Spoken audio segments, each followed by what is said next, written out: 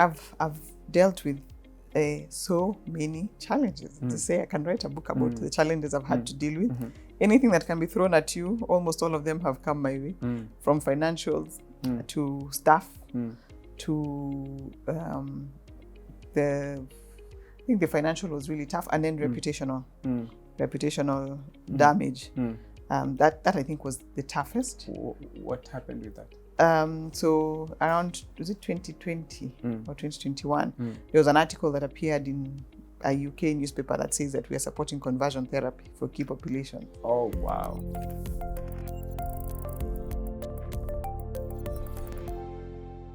And the story continues. This time, DDwithMaqC is hosting Dr. Lilian Otiso, the Executive Director at LVCT Health. And at this point, we actually want to get into the part of becoming the Executive Director. You had mentioned that you felt ready. So was there a bidding to accompany that, an application, or was it appointment? Yeah. So as I had said, yes, I was ready. I was bored. I had done the same thing for 10 years. Yeah. And as exciting as it was, it reaches a point when you need a change. So I was starting to look for a change. And so the executive director mentioned she was considering leaving. And she had asked me if I was interested, and I said, yeah, I'm ready to try now. So, but when the opportunity came, it still had to be competitively recruited. So I had to apply for it. But when she left, I was the acting ED for a period of like 4 months. So I went through the interview process and I was given the job. I'm not sure if they had full confidence that I could deliver. Well, you are not given the job. Oh, yeah. I got the job. I earned the job. Yeah. And I had a lot to do. It was a time of a lot of transition. It was 2019. There were funding cuts. Generally. And not anything to do with LVCT Health. Yes. Just generally. PEPFAR was always signaling how they're going to cut funding. Our 2 major grants that were really sustaining us were going to come to an end within 1 or 2 years. Within 2 years, by 2021, they were going to run out. And that's not a very long time, given there were 5-year grants. And people had started leaving the organization. You know, there was that whole signaling naturally, there was fear. So for the first time, we had a lot of people leaving at leadership or management, senior management level. So here I am taking over, and I'm doing getting resignations like every other day. Right, center. And people also felt, I think it happens when the leadership leaves, people feel insecure. So also post that leaving, and the signal had been there that the ED was leaving. So I think people start wondering, I don't know, it's human nature. How will it be? Yeah. So I remember, as an organization, part of our culture is when someone leaves, we have cake to celebrate them. We ate so much cake, and I would carry the cake home for my kids. One day, my daughter asked me, Kwani, everyone is leaving, you keep bringing these cakes. And I just thought, wow, it's actually sad. And I remember someone actually wrote to me a letter saying an email going on and saying how it's scary, it's tough, why is everyone leaving, what are we going to do about it, how am I going to reassure people? So my first task, even as the acting ED, was to assure people that we are trying the best that we can to assure funding. We will apply when the grant comes. There's nothing you can do while you're waiting for the grant to end. You just have to perform really well, and then you apply and put in a very strong proposal for you to be funded again. So, but I mean, you can't stop people leaving. So just wishing them well, and now starting to restructure and starting to think, how do you lead the organization? And leading by example. So that's how I came in. The first challenge is a lot of people are leaving. Funding is insecure. So how do I secure that funding? And is the board the same? They're board. There's been changes. We had actually started the process of transitioning the board because as per the NGO rules, we have to they have to transition 2 terms of 3 years each. So they have to do 6. Before that, they were staying on. But one of my other tasks was... So it's change in governance, change in leadership, change in funding. Yes. Yeah. But for the board, we decided to do it slowly so that we don't have a shock to the system. And so I had like 3 years of phasing out different board members. And I had to do a lot of that, working with the board to do that. To recruit board members. Yes, yeah. And so got in, make sure that, look guys, the few who are left perform very well. And we did. And then COVID happens. In the midst of all this trying. Yes. Yeah, within what, a year? Within, yeah, because I as acting, I took over in July. I was confirmed in November of 2019. Oh, and then January, COVID is February. January, yeah. Oh. So March is really when they shut things down. So for the institution, I became both the ED and the medical director to tell people what COVID means, what does it mean for you, what do you need to do, how do you assure people that you will be safe, you will be fine. I was very happy when the donors said, CDC said, don't fire anyone. We understand. Just try and give those people who have work, let them work. But the money was there anyway. So please don't fire people. Because now we'll put them in a worse place. We have a lot of temporary staff or people that we hire as short-term staff to support government facilities or to even support our projects. My worry was, now the projects are not, we're not going, we're not doing outreach. Now I have to send these people home. When they said, they sent the signal that you don't have to send, was the best thing ever. So we were able to keep people on salary. And I was very deliberate. I've always been very keen on ensuring that we focus on our staff because they're the ones who deliver. I keep telling guys, I don't do tests. I don't test myself. I've never pricked anyone. But I have to make sure that, and it's you guys who do it. So it's making sure those people are happy and satisfied. We can't meet all their needs, but if we can meet some bare minimums, then we can. So we're able to keep staff going. Now, developing guidelines, policies for what do we do, closing the office, but we're keeping sites open. People have to keep working. When curfew was released, it was what, 6 p.m. We had to close the clinic at 2 so that guys could get home before curfew. Oh, so it's a very short window. Very short window. So you have to come up with those guidelines. What does it mean? Who is able to come? So we're working with the teams. We developed all those things, reaching out to our clients, being innovative about what do we do with our different programs, our different clients, our patients, our communities.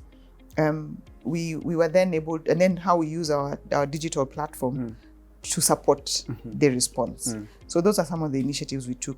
For our patients, remember when the curfew was put in place and the restriction by counties, we had patients who were outside the county and they needed to come to the clinic.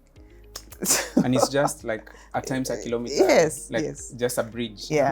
So for those, we were able to work out a courier system for them to get their medication. So a courier system. Courier system that they were able to get the medication. And even for the patients in general, it became a matter of, if you don't need to come, don't come. We will send the drugs to you. So a lot moved to telephone. Digital. So that's how we immediately transitioned to the clinic services.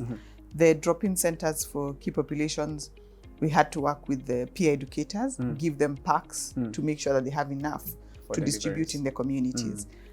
Again, making sure that our call center, we have the one-to-one toll-free hotline is available for anyone who wants to call. Around the clock. Yes, for information. So it became 24 hours. Yes, or at least, even if it was not 24 hours, we found that we can actually, before we hadn't tried it, but they can move and work from home. The system can be set up for them to operate from home. They don't need to be before we thought they have to be in the office. The COVID has made us so they started working from home, and they were able to keep that going. We did programs for adolescent girls. We got support. That's where that Chokra award came from. We set up some computer centers. We already had the computers, so we just quickly set them up. They become tuition centers, get teachers to teach, and then we can have these kids who are who are disadvantaged actually get to go to attend some classes, especially those who are the candidates who are in the candidate years. Just trying to do all that. So across all the programs, we're just looking at what can we do, what can we still keep doing, what can't we continue to do. That's a lot of balls to juggle. Yes. So, but the people were very ready effective, and are very effective in doing that, coming up with the working from home guidelines and policies and how we work on them. So one of the things was, okay, you will work from home, we'll figure out leave and other things as in your days later. For those who, like a driver, doesn't have work. That's right. Yeah. So we'll just accept that, you're lucky, you'll just operate from home. You'll be called when needed. So we're able to do that. That is interesting because it assures people they have work. How about though the psychological safety with with COVID came many things. Even they are experiencing different. Yeah. How did you manage the team and their wellness?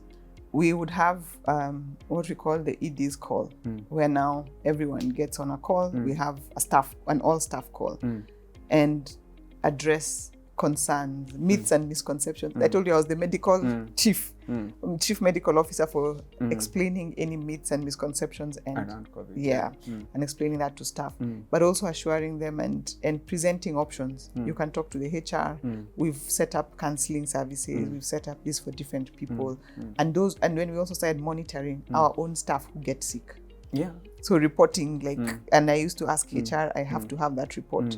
How many got sick? How many have been admitted? COVID. And what do we do? We had to negotiate with the insurance company to cover COVID in case of anything. So all those were the different ways we were juggling to make sure that. And all of this is virtual. Yep. Most of it is virtual. So we were able to. Did you have to close down the offices that were not in use? I think you had an office. No, we've never shut down. We never had to shut down any office. They all kind of ended up being used one way or another. Our head office, apparently the finance team never left. They still used to really come in a lot because we were still very manual then. We hadn't transitioned to a fully electronic system. So they would come, but the office was mainly empty.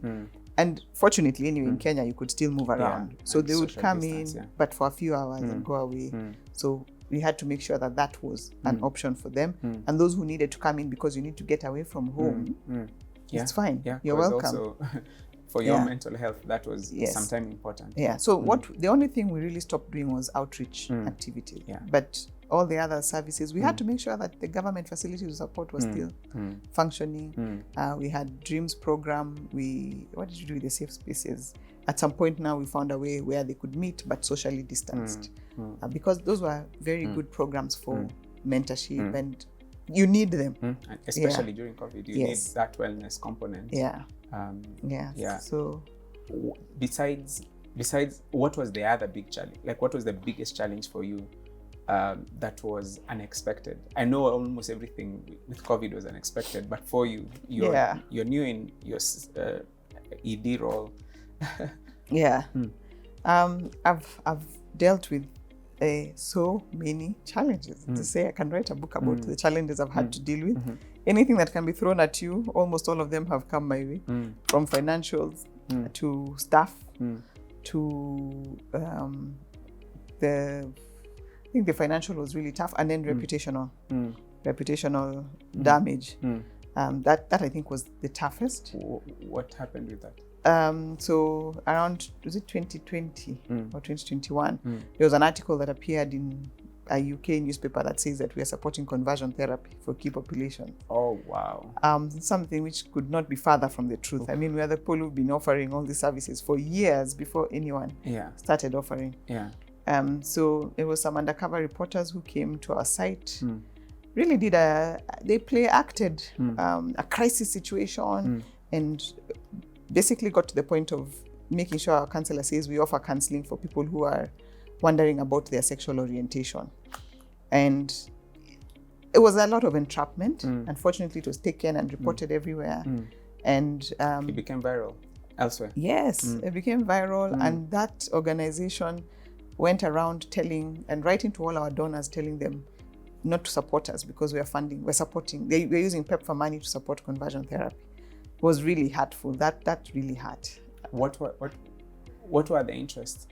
I don't know. To end funding for why? To end funding for LVCT. That we know has always been a big deal. The truth is, the more you grow, the more enemies you make. A preacher says, opposition is a sign of your great position. That's a Nigerian pastor who says, I can't mimic, but I hear what you're saying. And there's been a lot of issues with the fact that we get funding to do key populations work, and it should be going to the key populations organizations. So, within our PEPFAR grants, one component, which is less than 10%, is actually key populations programs. And that's why we'll offer care and treatment, testing and all.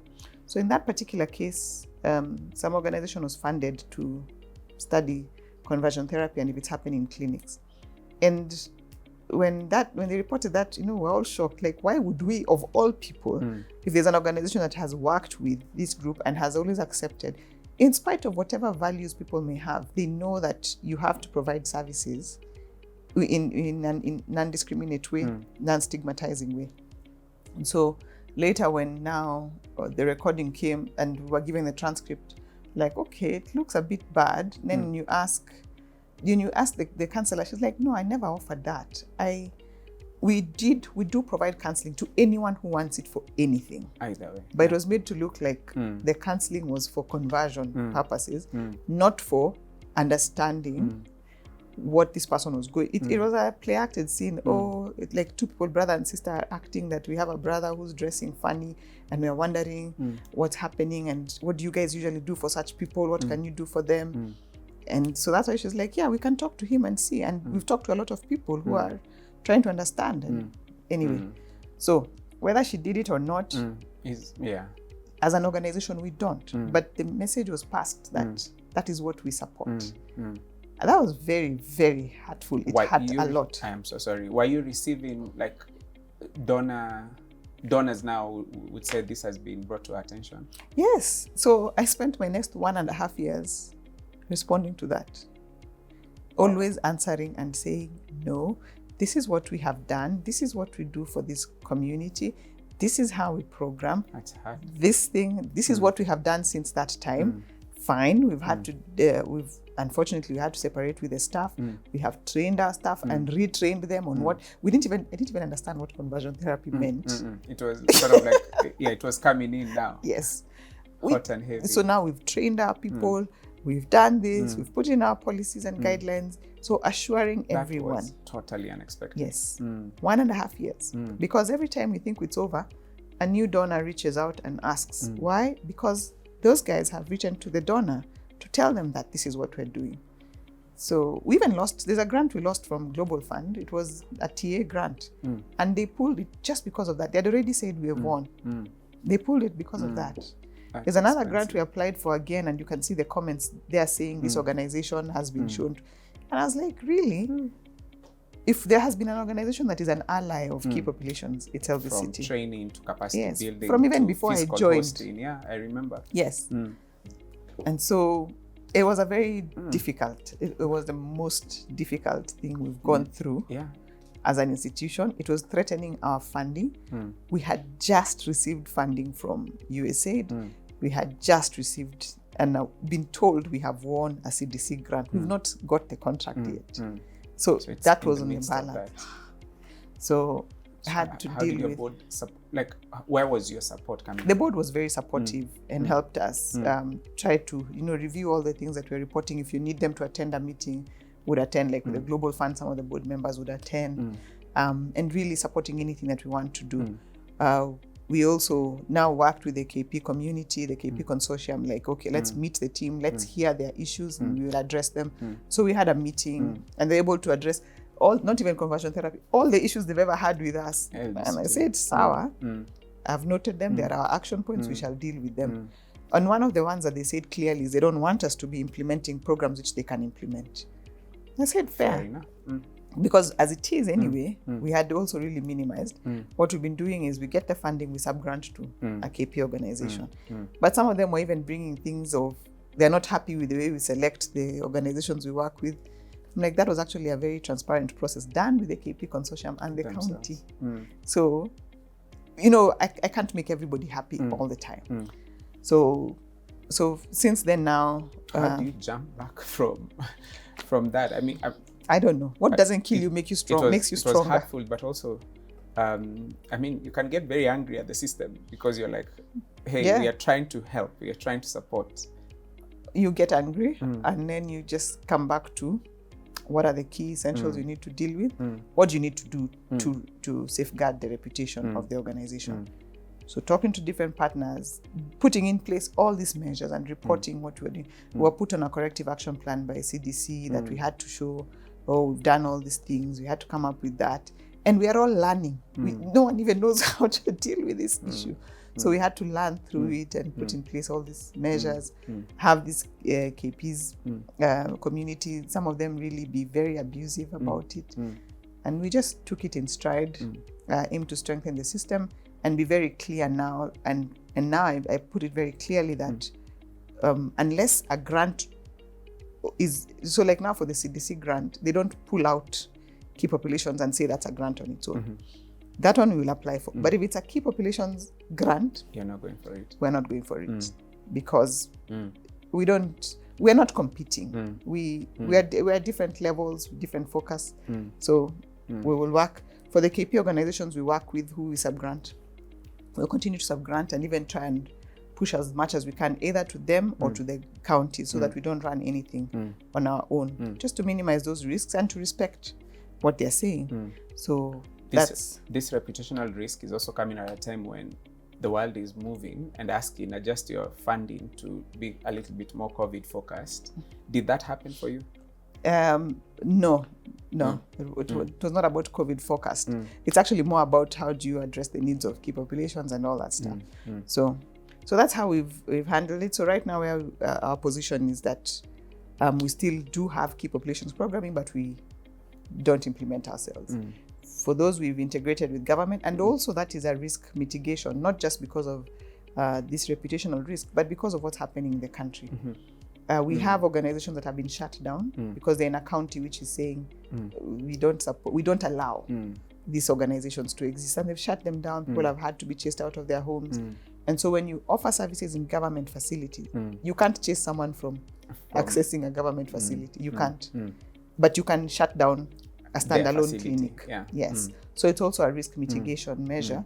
And where these communities, the peers, will still remain as the people who mobilize their own communities to take up services in government, and also be the ones who train and sensitize the government facilities about what is a sensitive service. That's the only way we can sustain it. And the funding is reducing. So also thinking about sustainability.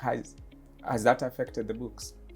The balance in the books? The moving to counties and all? Yeah, no, even that particular reputational funding, when you check, you mentioned about a grant that didn't come through, etc., etc. But on the overall, no? No, it in fact, I think it helps us to strengthen some of the systems. And the fact that we addressed them head on and we dealt with a lot of our allies and organizations that know as our partners from the UK and wherever really stood by us because they know our work and what we do. They've been there through a lot longer period than this can come and exactly. And they know what we're doing, and we would have conversations to assure them and show them what we've done. And if someone wanted to come and verify, they were welcome.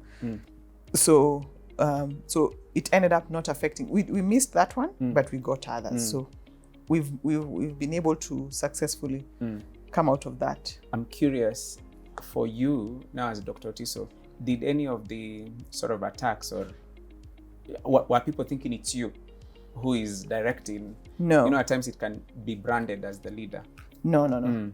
Fortunately, I think most people have known me in the HIV sector as for a very long time. And they know the kind of work that we do, the kind of work I have been doing and leading teams.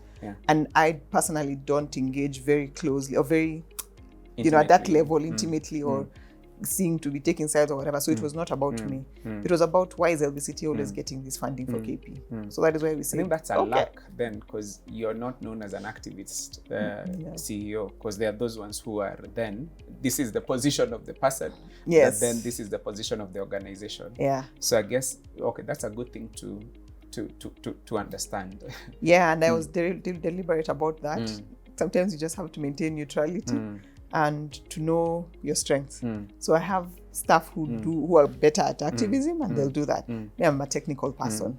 So when it comes to technical things, I'm on the table. Yes, and systems related things. Let's talk. But about activism, my advocacy is more, again, systems. This is what the research is saying. I think if we model the program this way, this would work. People should put funding in this. Like now for the key populations, I truly believe that because the funding is declining, there will be no funding for an organization to run its own care and treatment center. It is unlikely to be funded to the level that they require.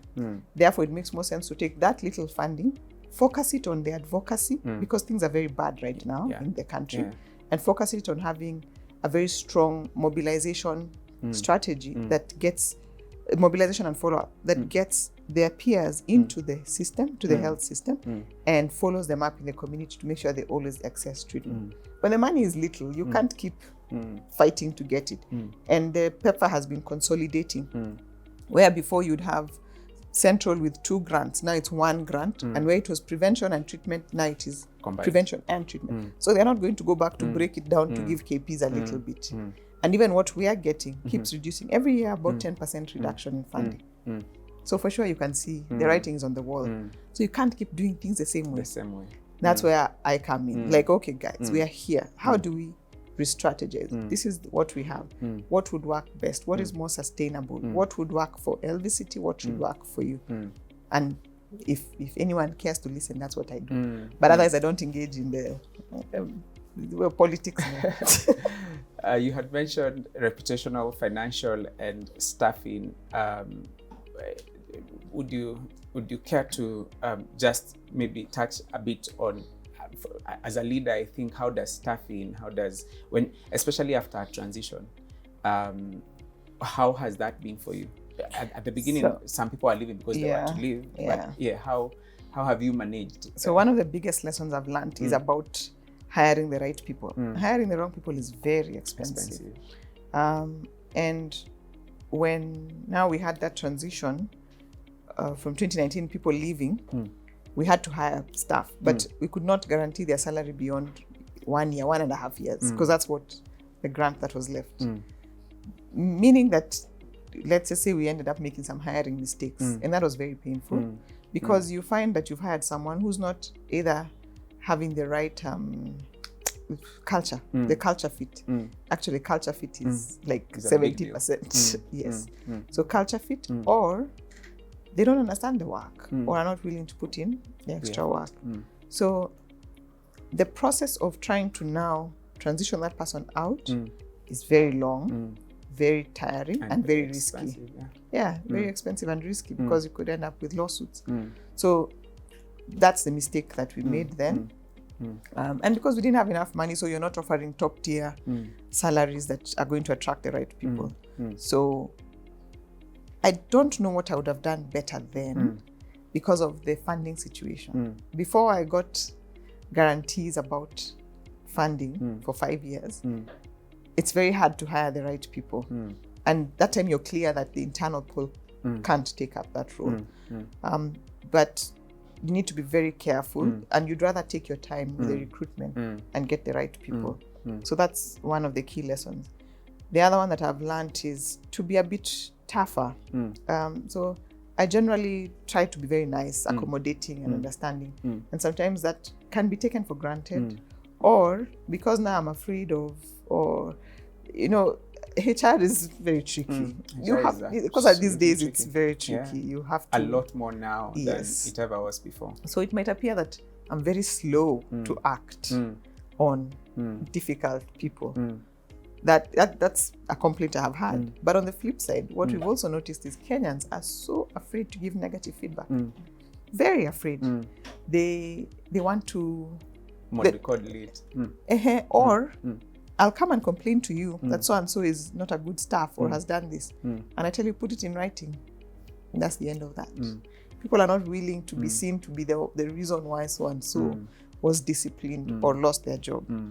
So then the process of that managing and getting the right people is very tough. That one we're still dealing with and still trying to teach, especially managers, that HR management, you all have a responsibility. You have to document good performance and document poor performance. You have to give good feedback and negative feedback.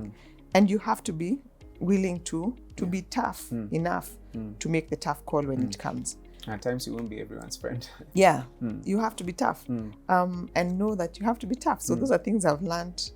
We're still learning, still trying to teach other people. But having the right staff is critical, and it's been difficult trying to make sure that you get the right people all the time. But when I have, I'm telling you, it's incredible. as in it's true. You can actually sleep at night knowing I don't have to read Person everything.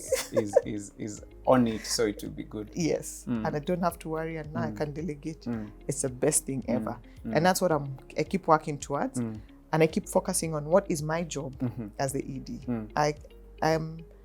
My biggest, it's not a challenge, but the issue I had to grapple with was moving from being a technical person, a technical director, to being the ED. That was... Because ED jobs, like, you're leading an organization, you have a quest now for the same thing that had got a new board, but you're I know how to do this. What have we solved? Let's come discuss. So now you have to deal with people and admin. That's a majority of what leaders do. Exactly. And I keep summarizing it to, I have to look for money and make sure we have money. And when we have money, we have to keep it by spending it well, correctly. I have to keep people happy all the time, our staff, donors, and everyone. And then I have to keep the board happy. That's my job. And then all that will involve a lot of visibility, networking, talking. Someone was saying the job of a leader, the KPI of a leader, I'm sure you've probably seen that thing go around, is not key performance indicators. It's keep people informed, keep people inspired. I forget the other two I's, but it boils down to how informed, inspired, and interested in the work. People remain. And it's not easy. So if you're busy implementing projects, something will suffer. And you have to keep your eye on everything. The money, especially the systems. There's so much in that. Projects, and the people being happy, and the donors being happy, and the board being happy. And also the moving tides. Now DIB is a big issue. Mental health in the workplace is a big issue. Funds are getting cut down by everyone else. All these things are on you. They're on you. Last year, the thing I had to tell staff during our annual staff meeting, when you do the Q&A and people were writing in their questions, a question that, of course, was asked by majority was salary. How are you helping us deal with the economic situation in the country? And I know very well I can't raise your salaries. First of all, these days we even have more restrictions about how much you can give for cost of living adjustment. It's very restricted. So whatever we are allowed to give is what we give. But people want more. People want something like 10%. You can't reach there. So, the only thing I could say is, right now, my biggest crisis is to keep you working. Is to guarantee keep the salary that you currently have. The next 1 year, 2 years. I know it's painful that I'm not coming here offering additional pay, because my biggest problem is, are you still going to have money? Because we're getting funding cuts with every year. So you have a 5-year grant. The first year is the best. It has all the money, then 10%. Between 8 and 10% every year keeps being cut. That is people's salaries. Which is how funding is going up. Exactly. So what does that actually mean? So I'm like, you see, now I have to make sure that within that reduction, you still get a salary. And it doesn't reduce. At least it remains. It remains. Yes. So I believe in communicating as much as I can. So I try to communicate so that there's no broken record. This is coming from me to all of you. This is the position. This is what we have. This is how we're dealing with it, to the best of my ability. I believe that helps, and it always helps to keep people inspired, or at least going for another period of time. And how do you keep well? Like what is, especially now as the ED with these times that we are in? So I've been asked that question many times, and I must admit I'm not doing too well on that. But even before I go to that, one of the key things I had to do when I took over now as director, recognizing that I was a technical director getting into programs, I actually went for coaching, just with that as one of my biggest weaknesses.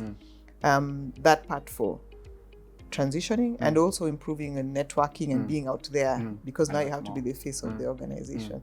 So that was helpful. And then, but how I fully learned, now the day I totally transitioned, I went for a meeting with my colleagues to a partner. And in that partner meeting, the CEO was talking in a very technical way. Like, this is what we're doing, this is what we're gonna do. And I listened, and it was fine. We had a good meeting. When I came back, I asked my team, is that how I talk when we go for meetings with you guys? Do I sound am I the one who takes over all the technical discussions? They told me yes. I got cured. You had a personal meeting with yourself. I was cured. Oh. I said, that's it. That's all I needed to hear.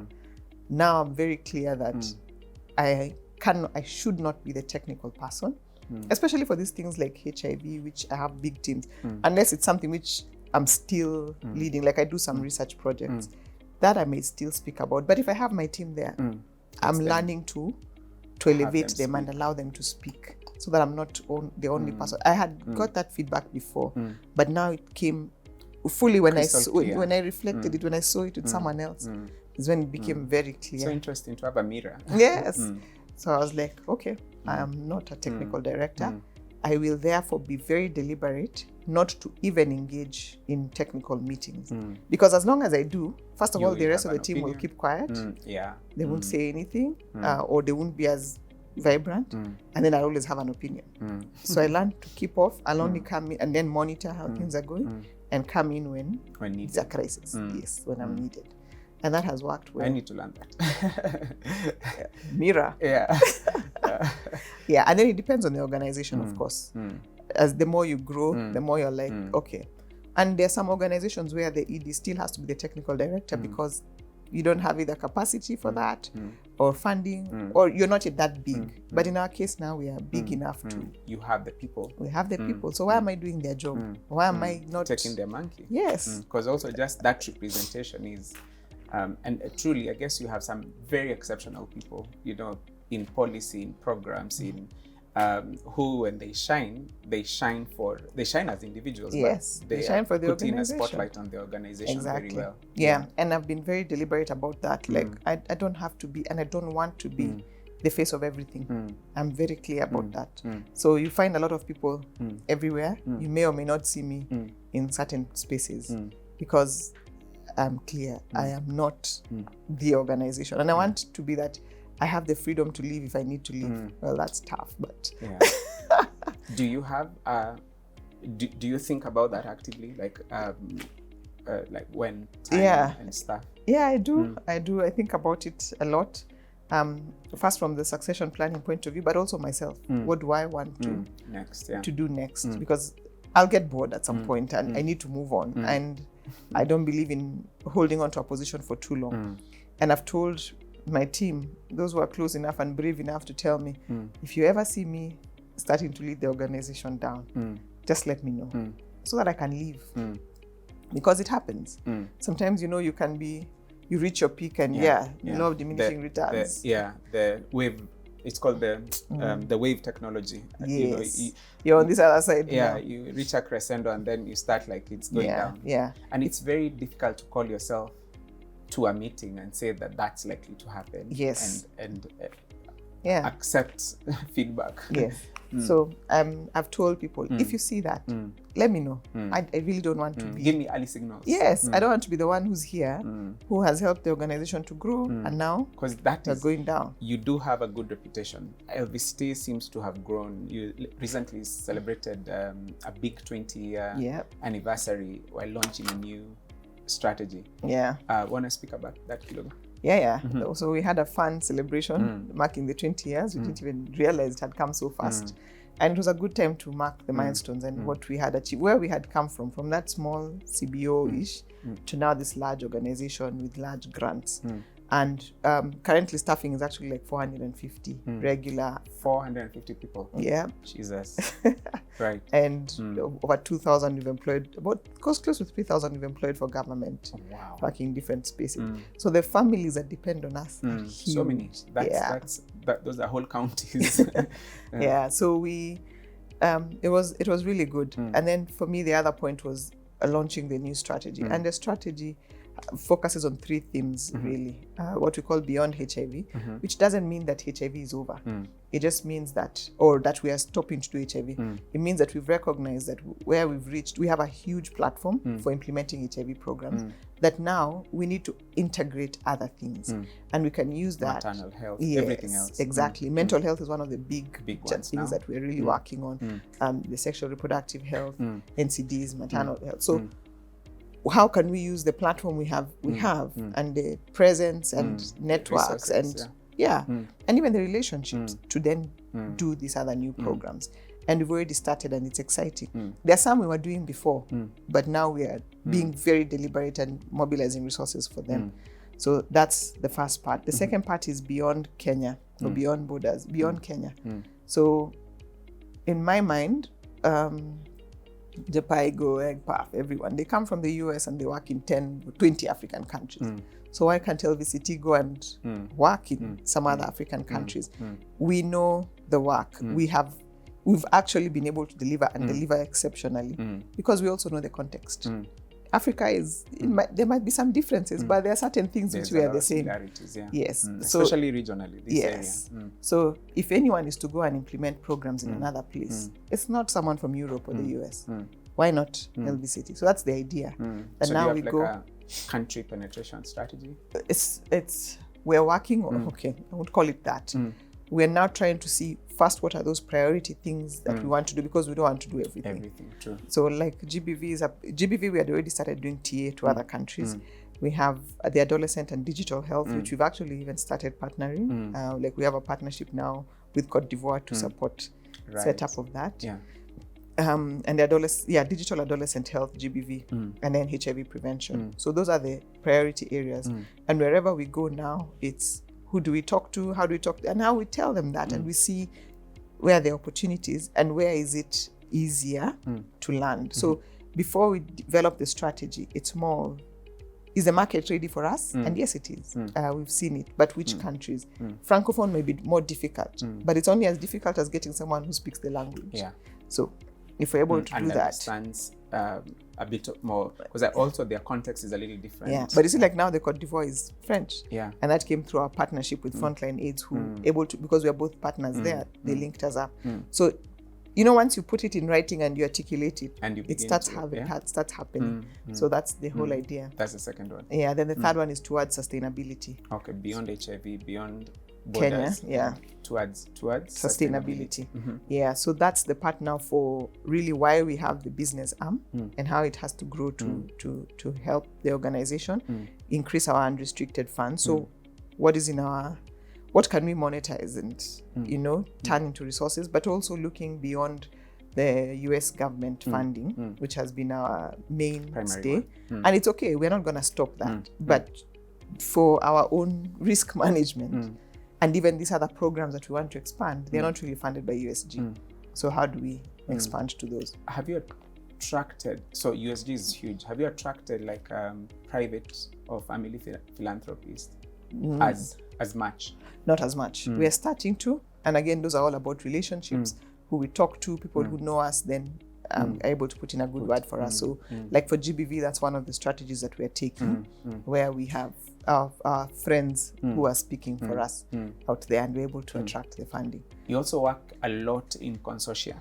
Yes. How does, what are the politics of that kind of situation, where you are probably bidding for something together or working in one pool, but pulling together for one outcome? So we've been in consortia for forever. When we're implementing USAID awards, we were consortium partners to other international NGOs. And we learned a lot through that. Some were good, some were not so good. Some were toxic at some point, and our staff would really suffer. And I'd have to deal with that many times. So we believe in partnership. We believe in working in partnerships as much as we can. We can't do everything, and we don't want to do everything. So we strategically get partners. Like now in our CDC and USAID funding, we have partners where we can do care and treatment, but they are better, or they've done it for longer. So we have partners who are implementing care and treatment. What we have done is we use those lessons we learned from the past to make sure that our consortia partnership, the relationship is better. We don't want to be toxic. We want to be relational, to respect each other, respect what each person is doing as much, and open and transparent. So that has worked well. And we are proud to say that we moved from being local NGOs who are funded by internationals to now being local NGOs funding international NGOs. to implement, and that is happening. That's a beautiful thing. Yeah. We're now funding EGPAF to implement care and treatment. We are actually funding LSTM, Liverpool School of Tropical Medicine, in research, where we are the primes and they are the subs. And they're very happy with that because it's a sign of the growth and the capacity building that has been going on for years. So for me, that's another major milestone that I'm really happy to celebrate. That is a big one. Yeah. Looking ahead, looking forward, what... So 3 questions. Yeah. I'll come one by one. So first, just looking ahead and looking forward, is there anything you feel in life you'd probably have navigated differently? I think if one of the things I've always wanted to try and do or to do is live and work abroad for a couple of years. That's something I would have preferred if I did it earlier. But it's something I'm still considering that I can do in future, just to have that experience of a different context. And see where would that be for you? I don't know. I even said even if it's Africa, it doesn't matter really. Just to have a different context, because I know our country very well. I've worked here for long, know the frustration. Yeah. I would be comfortable in the UK because I've partnered with people from there, and I find that in terms of how we relate, it's very comfortable. The US might be tough.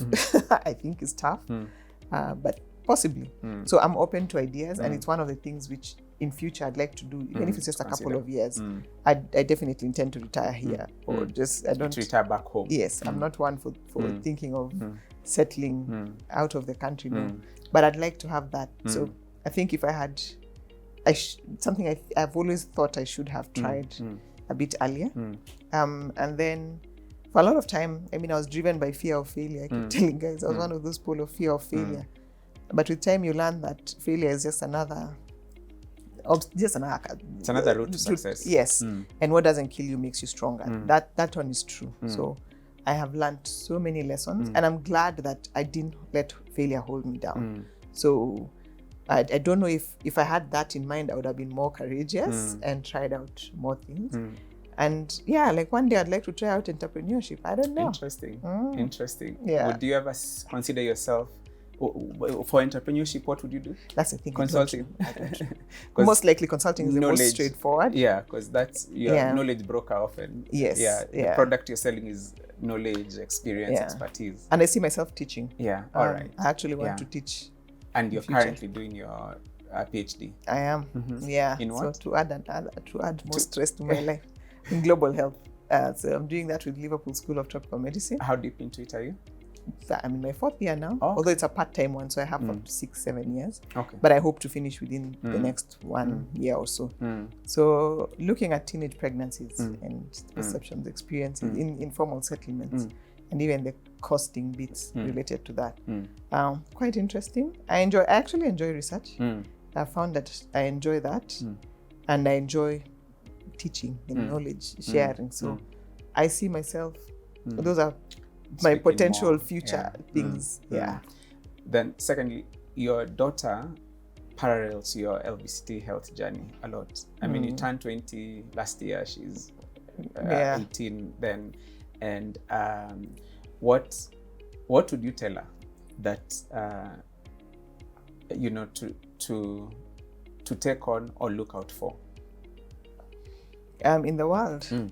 Wow. And one of the things I tell her, especially when it comes to career, is of course, follow your passions and interests.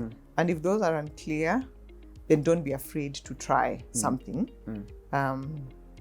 Just because it seems hard. Like right now, as I said, she likes sciences, math, and she has shown interest in medicine. It was never my intention ever to ask my children to do medicine. In fact, I was to discourage them. Opposite, yeah. But I found that she goes east and west and still comes back to it. But there's fear of, do I really want to do that? It's so hard. It's not necessarily as rewarding as people say. So my message is, don't let fear hold you back. If that's what you want to do, do it. Don't be afraid. Don't put things in your head. Just some ideas and things that will hold you back. Enjoy life. Enjoy life. I can't say I'm one of those who have enjoyed life. I've always been like that, a very calm person. You say that, yeah. So, but her, she enjoys life. She knows how to have to travel, to have friends, enjoy responsibly, so that you don't live a life of regret where I should have done this. I wanted to do this. I have no, but you have to work hard. So you have to work hard and play hard. Yeah, and be responsible. And also be a whatever citizen. You have to care about other people. Actually, that's one thing that I keep telling my kids. This world is not about you alone. You are here for other people. So it's how do you give back to society? How do you care for those who are close to you and even beyond? And how are you sensitive to the needs of others? My point is always to make them understand that don't ever, there are people who sleep hungry and you see them every day. You can see the watchman there and you think that he's okay or he or she is okay, but maybe they're sleeping hungry. So if you have something to give. Yeah, just share. Yeah. And so within this platform, we document stories of legacy, and yours is one of those. Something I'm trying is to ask a guest, what would be the one question you ask another guest, nameless, about that you would want to find out or that you would like a reflection of from others? There were many questions I had to ask, like what book do you currently read that inspires you or that you've read? And I guess you've dropped a few gems of that nature. But if you are watching this kind of program or this kind of situation, what would you love to hear a guest tackle? Wow, that's an ambush one right there. That I think for most people, for me, it's from even listening to different people is what drives you. But also there's something I have learned recently from, there's a podcast I listened to, and he's a coach who coaches coaches. So he asked them, what is that book that you're afraid to write? What's that book? What's that story you want to tell and that you're afraid of writing? So I'd like to know that. And what's that for you?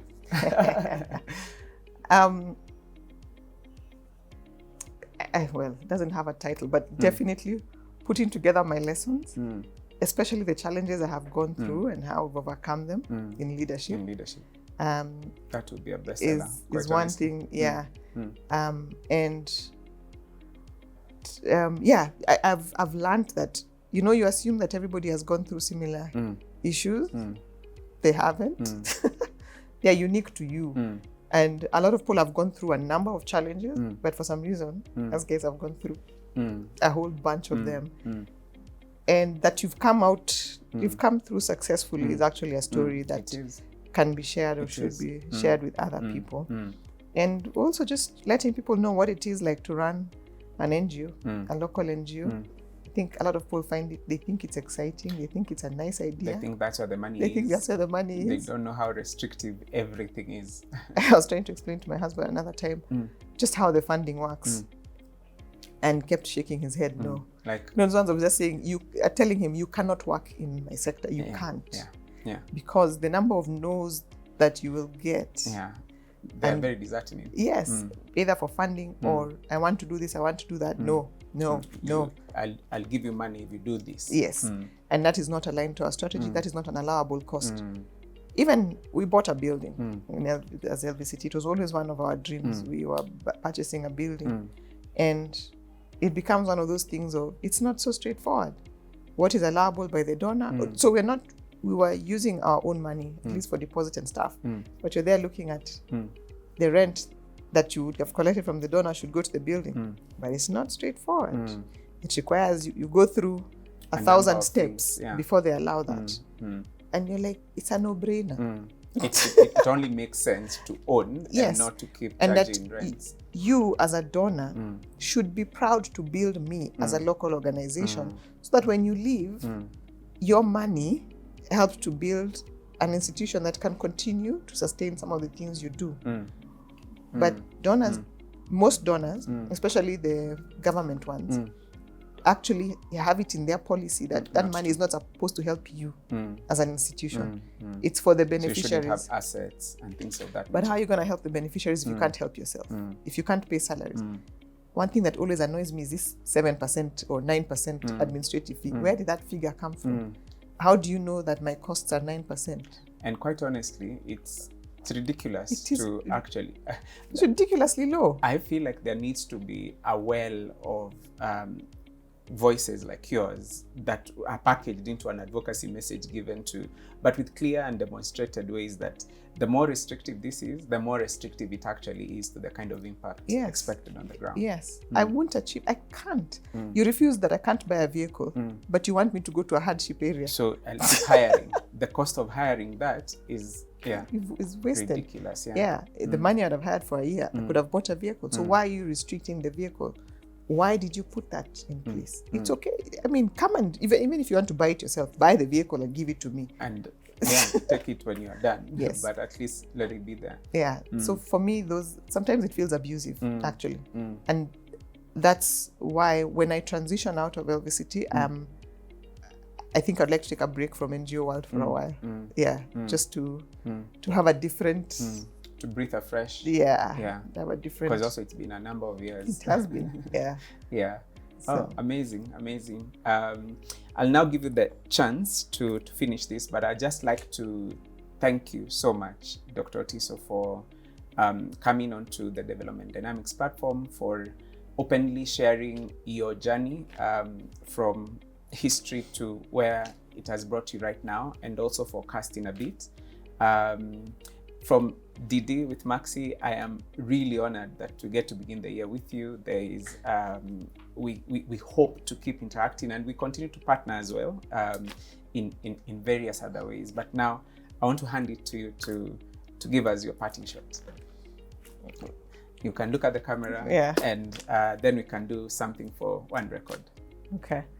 So I just want to thank Development Dynamics for the chance to speak about my journey. It's hard to find time as a leader to reflect on the journey and what it means and what lessons you've learned. So this has been a fantastic opportunity. And I'd like to encourage anyone out there listening that leadership is a journey for sure. And it starts with just one step, really. And everything, it's one day at a time. There's nothing that you really can't handle. And what doesn't kill you what doesn't kill you makes you stronger. That has worked for me.